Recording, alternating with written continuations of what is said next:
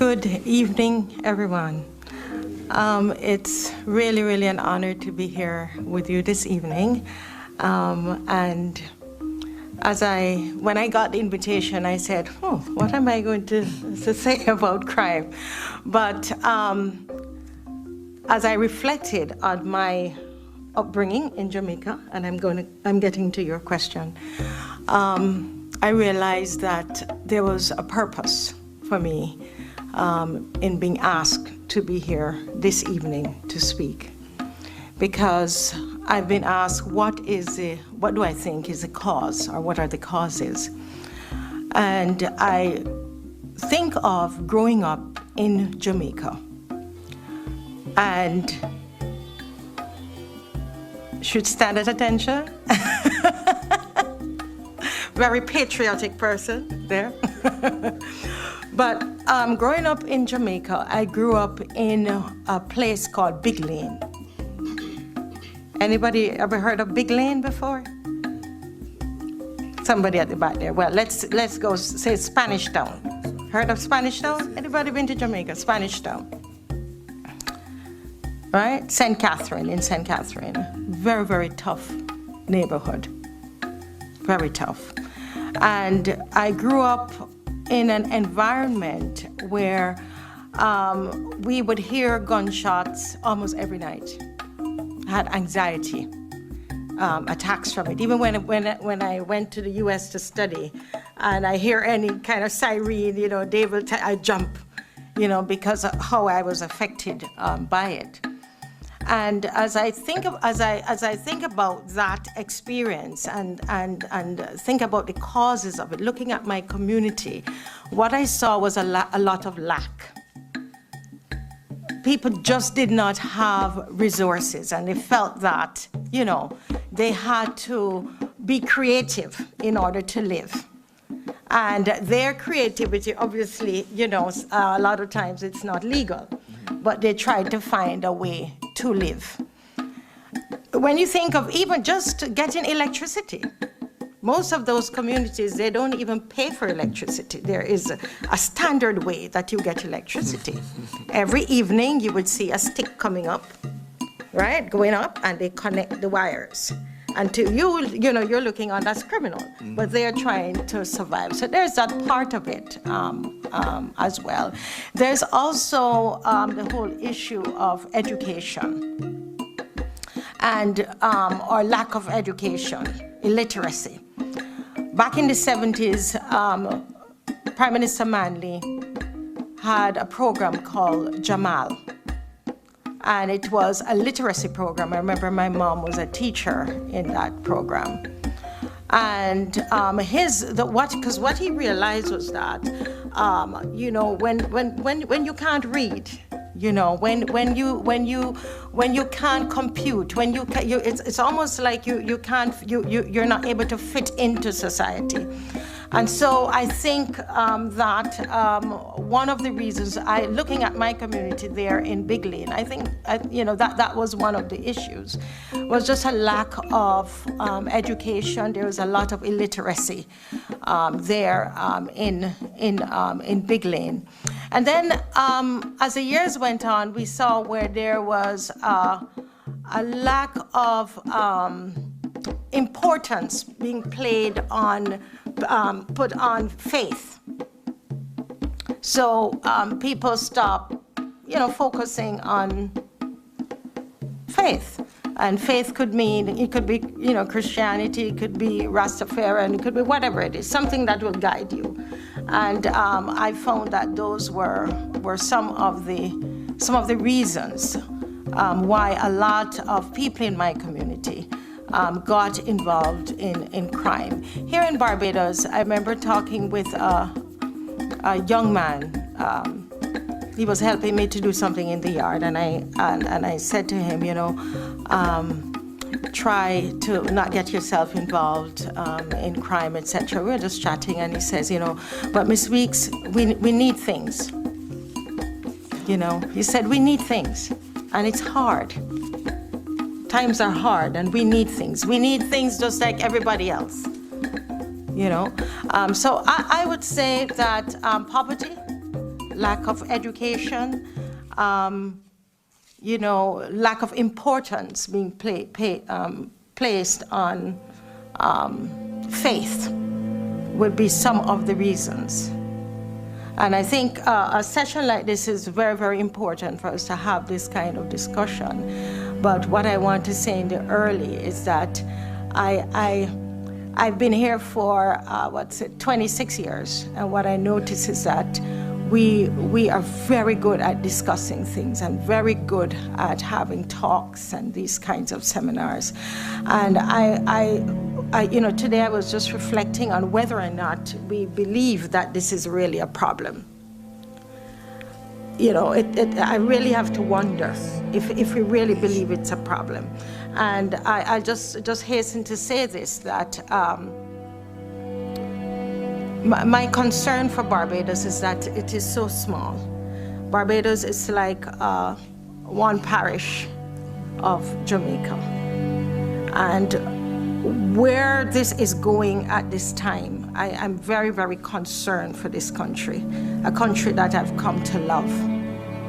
Very concerned. And I'm really wondering if we understand the seriousness of it. A lot of people, you know, you live in heights and on terraces, and you have your big gates, and you have your dogs, right? And you have your cameras, and you have your guns, you know, or whatever else you use to protect yourself. Is it that you feel that it's not that important? No, because it's not going to touch me. And as someone born in Jamaica, if you know, I'm not a sociologist, I'm not any, you know, these people, doctors, whatever. I just want to say to us this evening that where Barbados, where we are at right now, it's a very, very, very, very, very serious stage. Very serious stage. Remember that in our communities, you will find a heights and terrace here, and then just behind it, there's another, you know, where you can hear the gunshots, right? In Jamaica, I could go to another parish. I could be in Jamaica and never hear a gunshot. It's too close. It's too close. And this is not, in order to solve this kind of thing, it cannot be political. This is an apolitical issue that needs everybody, race, class, white, black, you know, the Muslims, the Christians, everybody coming together, because it is very, very, very serious. And my question, and I'm going to be finished, is we came this evening, but are we really serious about it? You know, what are we going to do after? I'm hoping at the end of this we will have some to-dos. Thank you. You know, a set of things that we said, okay, you know what, we can do this. You know, we're going to do this.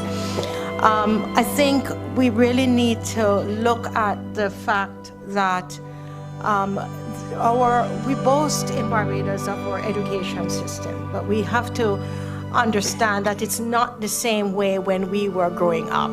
You know, when I came to Barbados 26 years ago, the level, the literacy rate, or I don't think it's at the same level, right? So we're finding that a lot of our young people are leaving school, and between 16 and 18 thereabout, and it's quite a number of them, and they can't read. It's not that they're not smart and they're not creative, etc. You're talking about how are they going to get out of the situation that they're in? How are they going to pull themselves up? And I think one of the first things that we need to do is to address that literacy issue. And there is a program that we are right now trying to work on for school leavers between the ages 16 to 18, and hoping that their Barbadians, you know, those who are retired, would want to be part of it. It's non-partisan, it's nothing political, it's just citizens, you know, coming together to help to solve some of these issues. Because, you know, there's a young man I told you about in our community that Dave and I, we tried to work with him. And he was by me today. And he said, you know, he's about 20 now, he now has a baby. not able to read well, doesn't have a job, trying to figure out how is he going to manage. And he said to me, back in the day, you guys could get jobs way easier. You could go and you could, people say, oh, you could go and cut cane and you could have done this and so on. He said, now I have to go and I have to fill out forms and I have to get ID and I have to do this and I have to do that. And he says, Mom, I'm not able to do those things. So right away, we're talking about getting them out of that situation because, lack of opportunities. But if you can't read well, you're not going to feel good about yourself. You're not going to be able to, you can't even think that you could come out of the situation. We've tried to get him a job, and he doesn't keep it very long. So there are lots of these kinds of, lots of skills that they need. So I think one of the important areas that we need to focus on is literacy. I think it is important we need to wake up and realize that it's not the same Barbados, it's different. A lot of our young people, they cannot read, and when you can't read, it's hard to sometimes figure out how to solve, issues when problems, you probably get a bit more aggressive, And I remember saying to Dave, I said, Dave, my husband is Dave, this is very, very serious. This is serious, and I said, we moved here. Decided to have the children raise the boys here, but now you're getting concerned and the type of crimes. When you see people start to shoot people in daylight, and people are, you're going to the shop. So there's a shop close to us, and my son went down to the shop, and just before he got inside, he saw a guy running out with a gun that just held up the shopkeeper in the broad daylight. I mean, those things never happened when we just came here. And for me, looking at that, I'm realizing that this is going to creep up, and it's going to touch us. You're going to touch people that you're not going to realize before it hits you. And as I said before, Barbados is really, really small. And that's bad, and it's good. The good thing about that is that we can do something about it now. I believe that. I believe that with where it's at right now, I believe if we all come together, and I know that sounds like a cliche, all come together to but I think there are some things that are in place, like we talk about the community centers, etc. Well, we have the churches, we have the temples, and we have the mosques. We have these places of worship that people gather every week. Every week, the people gather there, and there are lots of different programs that are happening. What we could do is to try to strengthen some of those programs. So I'll talk about the church because that's I'm more familiar with that. But there are lots of churches that are working with young men and young women who've come out of prison, for example. So we're into now talking about the solutions. Yes, right, yeah. And so I think that the churches, we can utilize them more with the temples, whatever those places of worship. Sometimes we think that once we start to talk about these kinds of things, we don't want to include God in it, but the truth is, what got me out of that community is God and education in that order. The rest of my family, I have family members who are in jail, all kinds of things. I mean, where my life was going is supposed to have ended up there because, we all inherited that legacy of violence and crime and prison and all of that. But it's God and education. And so I believe that we could engage, as we're engaging the community centers, we can engage the places of worship and empower them, empower those leaders and empower them to understand that they can make a difference, a real difference in the community. And Barbados, we are small. That's good and it's bad. The good thing about that is that if we come together and use the resources that we have, I believe that we can stem this. We can. I heard the leader of the opposition in Parliament, and I was shocked. He was repeating scriptures and all of that. And he says, righteousness exalts a nation. I told him that. But, and I'm repeating that. I don't want to exclude, others of other religion, but I'm just saying that as I was researching this, I came back to that scripture. But I want to read something for you. The statistics of the relationship of crime reduction and faith.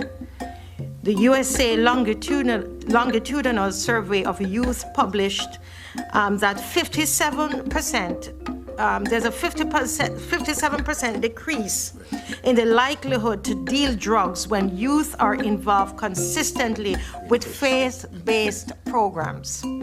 This is studies that they have done, okay?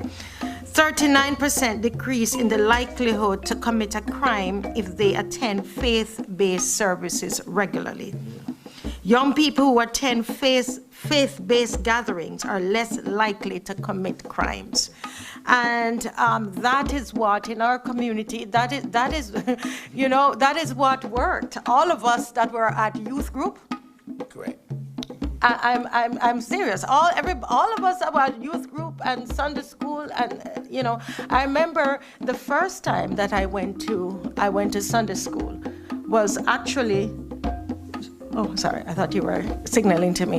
The first time I went to Sunday school, I was 10 years old, and it was this woman she frequents the church a lot. Her name was Beverly Hamilton. I still remember her. And she came and knocked at our gate and invited us to church. But she was so scared because we were on that street. We were the ones that sell the drugs, and everybody knew our family. But she decided that she was going to invite me to church. And they dressed the children and we went. But when I got to church, I realized that the Sunday school teacher was not really, it's almost like I was there and not there. And I couldn't understand. At 10, I could still feel that disparity, that something is wrong. And later on, she explained that they were so afraid of interacting with me because of the home that I came from. But that church and those people and that community, they did so much for my life. And even while I was going to church, we were still selling the stuff. After school, that's what we were doing. And, my job was to keep the money because I was a Christian, But serious, it's true, And, but look at what God has done in my life. And all of my brothers and sisters.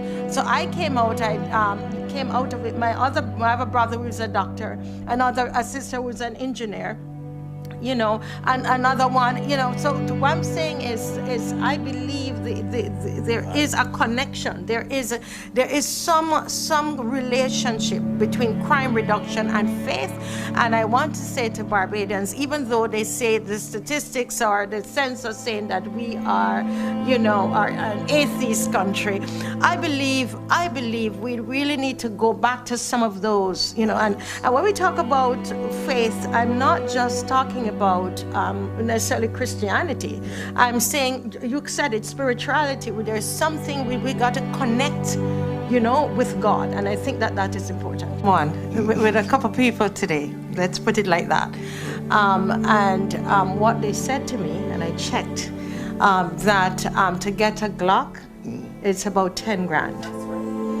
To get an AK, and the information was just coming like that, is between 16,000 and 20,000. This is what, I don't know, the brothers are laughing over there. I don't know if it's changed, but I'm just saying, I guess baptized, or, we're talking here about values, and that's what the brother there talked about, that most of us you know, our value, the value system comes from that place of faith. And the faith, you know, it could be the Muslim religion, it could be Hindu, it could be Rastafari, as the brother was saying, that in the, you know, they met and how they push those kind of values in their faith.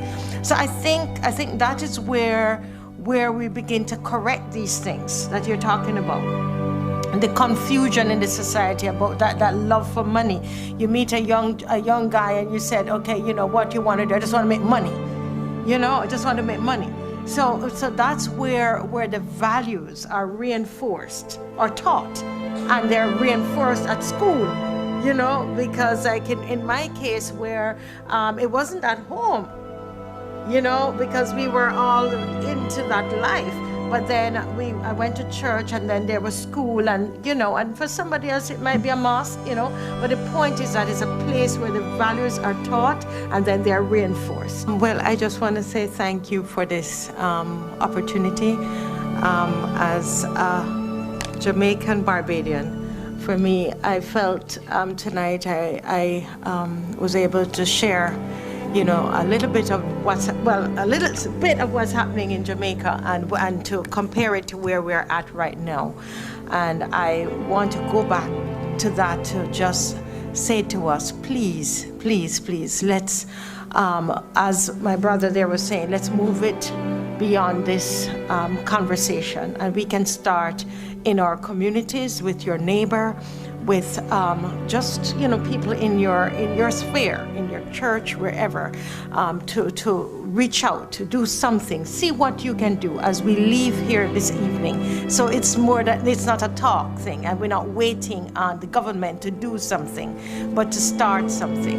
And one of the things that's happening, we've spoken to Mr. Bowen about this, is starting something with our young people, 16 to 18 years old, who are school leavers and they cannot read. So that we're not just talking about it, but we're doing something. And if you're interested, you can reach out to us. And we're just citizens trying to do something, okay? And I want to encourage us about,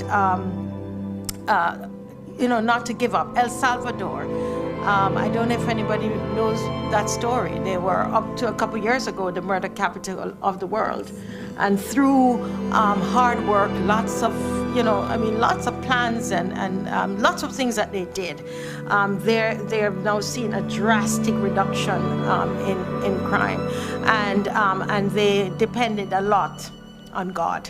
I know we don't like to say that a lot, you know, in this day and age, but you know, for the president himself said God played a very, very significant role in that. So I want to say to us Barbados that it's not too late, but we don't want to wait too long.